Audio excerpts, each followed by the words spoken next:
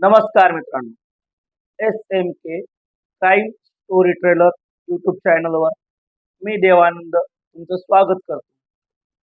आजची स्टोरी आहे महाराष्ट्रामधील सांगली जिल्ह्यातून जत तालुक्यात असणाऱ्या कोसरी गावामध्ये.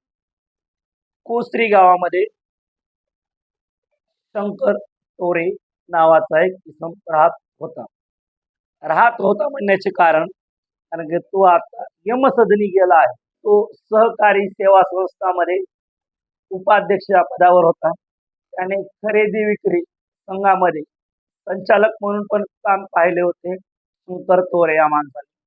शंकर तोरे हे ख्यातनाम व्यक्तिमत्व होतं कोसरे गावाच्या आजूबाजूला. आणि काही वर्ष त्यांनी गावामध्ये पंच म्हणून पण काम पाहिलं होतं. आता तेवढं काही पंचायत भरत नाही. बऱ्याच ठिकाणी भरते म्हणा, पण पंच आणि पंचायतचे निर्णय आजकाल नाही होत तेवढे. शक्यतो प्रत्येक खटला रीतसर तक्रार करून कोर्टामध्ये उभा राहतो.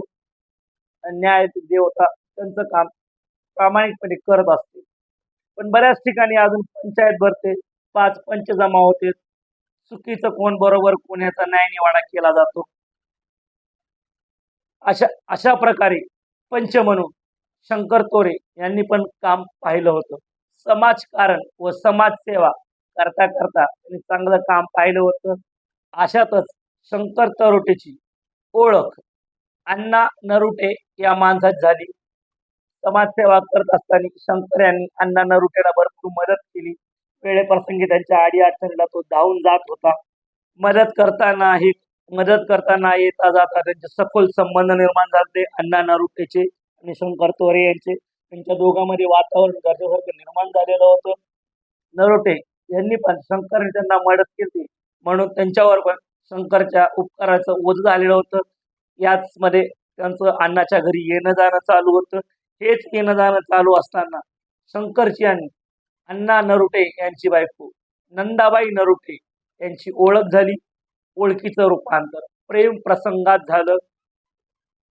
शंकर तोरे हा पण विवाहित होता आणि अण्णा नरुटेची बायको नंदाबाई ही पण विवाहित होती. अण्णाला वाटायचं शंकर नरुटे हा मोठी आसामी आहे, राजकारणी माणूस आहे, एवढी मोठी आसामी आपल्या फॅमिली सोबत चांगलं बोलते, तर त्याला पण बरं वाटायचं. पण अण्णांनी कधी विचार केला नव्हता की शंकरच्या आणि त्याच्या बायकोचे प्रेम संबंध निर्माण होतील म्हणून. शंकर हा राजकारणी माणूस असल्यामुळं राहणार टापटीप सेंट बेंट मारून एकदम रुबाबदार व्यक्तिमत्व, हे सगळं बघून नंदाबाई त्याच्यावर पाळली आणि त्याच्यावर प्रेमात पडली. नंदाबाईला पण मुलं बाळ होती, शंकरला पण मुलं बाळ होती. या दोघांनी पण कसलाही विचार न करता हे अनैतिकतेच्या मार्गावर पुढे सरकू लागले आणि एकूण एकाला शरीर सुखाचा परमोच्च आनंद देण्याचं कार्य त्यांचं अखंडितपणे 20 वर्ष चाललं. 2 तप आपल्याकडे, 1 तप म्हणजे 12 वर्ष, 2 तप म्हणजे 24 वर्ष. कमी जास्त यांचे अनैतिक संबंध 24 ते 25 वर्ष चालले. अनैतिक संबंध चालले, अख्ख्या गावभर चर्चा चालू होती. अण्णा नरुटे हा बायकोवर आक्षेप घेऊ शकत नव्हता, कारण की शंकर तोरेने केलेल्या मदतीचं ओझं त्याच्या डोक्यावर होतं. अण्णा नरुटे या सगळ्या गोष्टीकडे दुर्लक्ष करत होता. पण मनातल्या मनात त्याला पण कुठंतरी या गोष्टीची खंत वाटत होती. असं नाही की तो बोलत नव्हता म्हणून त्याला दुःख नव्हतं, त्याला पण या गोष्टीत दुःख होतं, पण दुःख व्यक्त करत नव्हता. अण्णाप्पा घरामध्ये नसला की शंकर यायचा, त्यांचे इश्काचे खेळ रंगारंग कार्यक्रम चालायचा. पण शंकर आनंदाबाईला ठेवलेल्या बाईसारखा नाही तर चांगला दर्जा द्यायचा. तिचं प्रेम असल्यामुळं तिला चांगली वागणूक द्यायचा. तिच्या अडीअडचणीला सरळ हाताने, पैशाची हो अजून कुठली हो, प्रत्येक पद्धतीने तो तिला मदत करत होताच. नंदाबाईला 2 मुलं होते. एकाचं नाव आहे संदीप आणि एकाचं नाव आहे संतोष. हे दोघं जण शाळेत गेले. अण्णाप्पा कुठं कामाला गेला, शंकरनं घरी यायचं. परत त्यांचा इश्काचा रंगारंग कार्यक्रम चालायचा. मुले लहान होती तोपर्यंत या गोष्टी साहजिक चालत होत्या. मुलांना पण काही कळत नव्हतं म्हणून काही वादाचा विषय नव्हता. पण जशी जशी मुलं मोठी व्हायला लागली तसं तसं मुलांना कळायला लागले की आपली आई अनैतिकतेच्या मार्गाने जाते. आपण आईला कुठेतरी रोखलं पाहिजे. आईला या गोष्टीचा जाब विचारलं तर आई उर्मटपणे उत्तर द्यायची. तुम्हाला काय करायचंय? तुम्ही कोण मला विचारणार? तुम्ही लहान आहेत. पण जर कोणी चुकीचं वागत असेल, तो लहान असो अथवा मोठा असो, तर लहान माणसाने जर त्याला सांगितलं बाबा तू चुकीचं वागतोय, तर त्या चुकीची जाणीव करून देणं हा काही कुठल्याही गोष्टीचा गुन्हा नाही आणि पाप नाही. तर मोठा माणूस जर चुकीचं वागत असेल तर लहान लेकरांनी पण त्याला सांगायला पाहिजे, तू असं चुकतोय, तू चूक करू नको, त्याचे परिणाम वाईट होतील. असंच मुलं आपल्या आईला सांगायचे, आई तू चुकीचं वागू नको. पण आईला या गोष्टीचा काही फरक पडत नव्हता. आई मुलांना उर्मटपणे उत्तर देत होती. म्हणून एका दिवशी मुलांना राग आला आणि त्यांनी आईला झोडपून मोकळं केलं. म्हणजे काय 2-4 लगावले असेल, कानाखाली मारली असेल, असं तसं काहीतरी हाणामार केली असेल. मुलांचं आईला मारणं चुकीचं आहे. पण आईला जर चांगलं वागायचं सांगून तरी पण आई वागत नसेल तर ठीक आहे. सुधारण्यासाठी एखादा डोस द्यावा लागतो. मग तो लहान असो अथवा मोठा असो. मोठी माणसं जर चुकीचं वागत असेल तर त्यांना सुधरवायचं काम लहानांचं आहे. लहान जर चुकीचं वागत असतील तर त्यांना सुधरवायचं काम मोठ्यांचं. जेव्हा मुलांनी आईला झोडपून मोकळं केलं तेव्हा शंकरची जराशी टरकली. मग शंकर आता सारा वारा बघून येत असतं. मुलं घरी नसले, कुठं बाहेर गेले. अशाच परिस्थितीला शंकर घरी नसत. एक मुलगा तिचा पुण्याला काम करायचा आणि एक मुलगा गावातच गाडी ड्रायव्हरचं काम करायचा. आपल्या मुलांनी आपल्याला मारलंय तरी पण नंदाबाई काही शंकरचा नाद सोडायला तयार नव्हती. अशातच तारीख उजाडली. रविवार 2 जून 2023 या दिवशी संतोष कुठेतरी बाहेर गेलता. या संधीचा लाभ घेऊन नंदाबाईंनी शंकरला घरी बोलवले. शंकरला नंदाबाईने घरी बोलवल्यानंतर त्यांचा नित्यनेमाचा इश्काचा खेळ चालू झाला. ही बाब जेव्हा ही बाब जेव्हा संदीपला लक्षामध्ये आले तर संदीप आपला भाऊ संतोष याला सांगितलं की बाबा आई काही सुधारायचं नाव घेत नाही. परत जे कार्यक्रम चालू होते पहिल्यासारखे ते चालू झालेत. आता आपण दोघांनी मिळून शंकरला सोडायचं नाही, शंकरचा काटा काढायचा. असं दोघा भावांचं बोलणं झालं. त्या दोघा भावांचं बोलणं असं पण झालं की आता आपलं लग्नाचं वय झालंय. आईच्या अनैतिक वागण्यामुळे आपल्याला कोणी मुली देत नाहीयेत. जर आईचं वागणं असंच चालू राहिलं आणि आई आपल्या बायकोसमोर जर असं वागू लागली तर आपल्या इज्जतीचा सत्यानाश होईल, बट्ट्याबोळ होईल. आईच्या वागण्यामुळे आपली बायको पण वाईट नादाला लागू शकते. मुलांचा पण विचार करणं बरोबर होतं. जर आईचं असं वागणं आहे, पाहुण्यारावण्यांना कळालंय, त्यांचं लग्न जमत नव्हतं, लग्नात अडथळा निर्माण होता. जरी कोणी यदा कदाचित मुलगी दिली, तर मुलं बाहेर कामाला गेल्यानंतर, सून घरात एकटी असल्यानंतर, म्हातारी जर अशी चाळे करत असेल तर ढवळ्या शेजारी पवळा बांधला, वान नाही पण गुण लागला. बिघडायला वेळ लागत नाही, घरात सत्यानाश व्हायला वेळ लागत नाही. घरात आधी थोडा सत्यानाश झाला, मुलाचं लग्न झालं असतं, सून मिळाली असती. आपल्या मला कोणाच्याही चरित्रावर संशय घेण्याचा अधिकार नाही आणि मी तो घेत नाही. पण जे घडतंय त्याची आजोच्या कल्पना आहे, ज्या गोष्टी माध्यमात उपलब्ध आहेत त्याप्रमाणे मी ते स्टोरी रूपात तुम्हाला सांगायचा प्रयत्न करतो. मुलांना वाटलं आपली बायको बिघडत, तिचा खेळ खंड व्हावी. संदीप बाहेर गेला असताना शंकर त्याच्या आईला नंदाबाईला येऊन भेटून गेल्यानंतर दोघा भावांनी मिळून ठरवलं आता आपल्या आबरूचं खोबरं भरपूर झालंय. आता आपण विचार केलाय की शंकरला खतम करायचं. हा टोकाचा निर्णय त्या मुलांनी घ्यायला नव्हता पाहिजे होता. त्या मुलाचं त्यांच्यासमोर आयुष्य पडलंय अख्खं पुढं.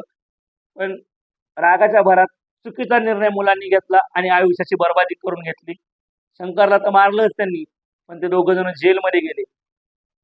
कमीत कमी खुनाचा गुन्हा त्यांच्यावर दाखल झालाय म्हणल्यानंतर त्यांना काही 10-12 वर्ष जेलच्या बाहेर येता येत नाही. आता त्यांचं वय 20-22 आहे. 30-40 वर्षाचे होऊस तर अथवा त्यांना जन्मठेप लागली तर मग काही वाजत नाही. 14-15 वर्ष ते काही बाहेर येत नसते. त्यांनी चुकीचं केलं, करायला नाही पाहिजे होतं. पण रागाच्या पुढं माणसाचा विचार करायची क्षमता संपून जाते. तर स्टोरी अजून पुढे बाकी आहे. शंकर तोरे मीरामाता मंदिरा शेजारी घराचं बांधकाम चालू आहे. बांधकाम चालू असताना तो तिथं उपस्थित होता आणि संदीप आणि संतोष शंकरला गावभर येड्यागत शोधत होते. त्यांना कळालं की शंकर मीरामाता मंदिरापाशी आहे. दोघं जण तिथं गेले असताना संदीप आणि संतोष शंकरकडे गेले असताना संदीप मोठ्याने शंकरच्या अंगावर धावून गेला, आरडाओरडा करू लागला, माझ्या आईचा नाद सोडतोस का नाही, असं तसं. शिवीगाळ करू लागला. मग शिवीगाळ करता करता पाठीमागून संतोष आला आणि संतोषने लोखंडी पाईपाने शंकरवर वार केला. तर तो वार करताना शंकरनं बघितलं आणि त्या पाईपला त्याने हातामध्ये धरलं. तेव्हा संदीपने कमरेला ठेवलेला चाकू काढला आणि 2 वार शंकरच्या डाव्या छातीत केले. त्या वाराने शंकर घायाळ झाला आणि जमिनीवर पडला असताना संतोषने त्याच्यावर पाईपाने डोक्यात पाठीवर वार करून त्याला घायाळ केलं. हे बघतात त्याचा मुलगा सूरज तोरे तो पण तिथं आला. पण चाकू मारल्यानंतर शंकर खाली पडला आणि चांगला जखमी झाला. हे बघतात संतोष आणि संदीप त्या दोघांतून पळ काढला. जमलेल्या गर्दीने शंकरला उचललं, गाडीमध्ये टाकलं आणि वॅगनार गाडीमधून ग्रामीण जिल्हा रुग्णालय जत इथं घेऊन आले शंकरला. जिल्हा रुग्णालयात घेऊन आले असताना डॉक्टरनी शंकरला मयत घोषित केलं. 20 वर्षे अनैतिक संबंध भोगल्यानंतर सोन्यासारखी पत्नी घरात असताना, मुलं बाळ घरात असताना दुसऱ्याच्या पत्नीवर डोळा ठेवला. 20 वर्षे अनैतिक संबंधामध्ये शरीराची हवस पूर्ण केली. मग उतार वयात तरी कमीत कमी नाच सोडायला पाहिजे ना. थोडं असतं ना, घरात बायको होती, मुलगा होता, नाच सोडला असता शंकरनं नंदाबाईचा अथवा नंदाबाईने शंकरचा. कोणी कोणाचा सोडत नव्हतं. नंदाबाई शंकरचा सोडत नव्हती का शंकर नंदाबाईचा सोडत नव्हता हे आपल्याला माहित नाही. जर नाच सोडला असता तर आज शंकर पण जिवंत असला असता आणि संतोष आणि संदीप हे 2 मुलं पण जेलमध्ये गेले नसते. त्यांच्या कमीत कमी आईला तरी अक्कल यायला पाहिजे होती नंदाबाईला. मुलं लग्नाला आले, उद्या मुलांचं लग्न करावं लागेल, घरात सुना येणार आहे. बेअक्कल माणसं समाजाला कलंक असल्यागत दिवसांदिवस प्रमाण वाढत चाललंय आणि खेड्यापाड्यात तर अजूनच वाढते. शंकर मयत झाला. सूरज तोरे त्यांच्या पुतण्यानी फिर्याद दिली व संतोष आणि संदीपवर गुन्हा दाखल झाला. गुन्हा अशा प्रकारे दाखल झालाय. रजिस्टर नंबर 291/2024 HDV 302 504 34 अन्वय्य दोघांवरती गुन्हा दाखल केला. 302 म्हणजे मर्डरची केस आणि 504 आणि 34 हे तुम्ही मला कमेंट करून सांगा हे 2 कलम कशामुळे लावले गेले. जर तुम्हाला माझी स्टोरी आवडत असेल, तुम्ही जर स्टोरी बघत असाल तर 504 आणि 34 हे 2 गुन्हे कशामुळे लावले गेले हे तुम्ही कमेंटमध्ये सांगायचे मित्रांनो. तुमची जबाबदारी. नुसार संशयित आरोपी संतोष महादेव नरुटे, संदीप महादेव नरुटे यांच्यावर गुन्हा दाखल झाला. इथपर्यंत माहिती माध्यमामध्ये आलेली आहे.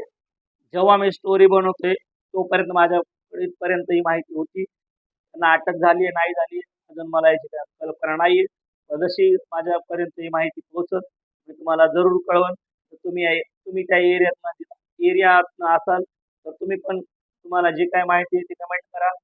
आपले व्हिडिओ तुम्हाला आवडत असेल लाईक करा, चॅनलला सबस्क्राईब करा. धन्यवाद. मी तुम्हाला मिळतो पुढील स्टोरीमध्ये अशीच एक नवीन घटना घेऊन.